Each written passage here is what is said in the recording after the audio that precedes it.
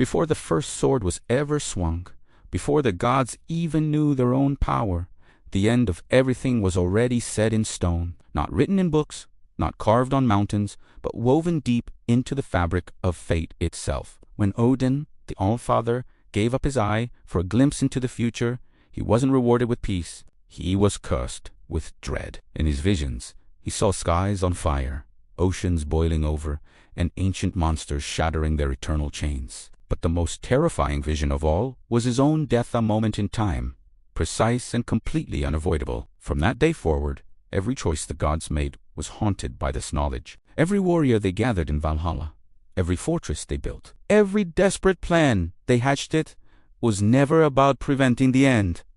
It was about buying time. The first real crack in the world appeared when the purest of the gods, Baldur, was killed. His death wasn't a show of strength, but a whisper of deception. A long, dark winter followed, lasting for 3 years without a summer. It was a time of brutal cold, starvation, and madness. Humanity turned on itself, families fought, and the world's heart grew cold long before the final fire. While the world of men crumbled, the ancient threats began to stir. Fenrir, the great wolf, strained against the magical bindings that held him, driven mad by a destiny he couldn't escape. Jarmangandor, the world serpent, thrashed in the depths of the ocean, causing tidal waves that swallowed coastlines. And in the underworld, an army of the dead waited silently for their signal. Then the sun and moon were devoured, plunging the 9 realms into a suffocating twilight.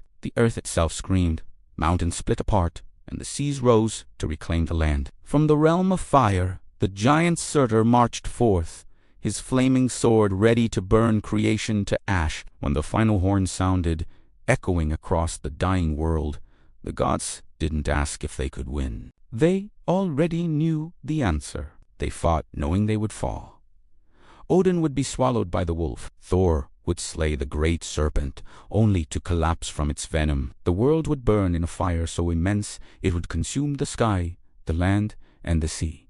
But the prophecy held one last cruel twist. After all the fire and death, a new world would rise from the ashes, scarred and silent, but reborn. The true horror of Ragnarök wasn't the destruction.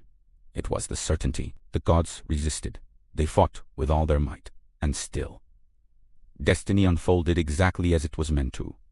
Ragnarök wasn't a sudden storm. It was a slow, patient countdown that began the moment the world was born. Thanks for watching.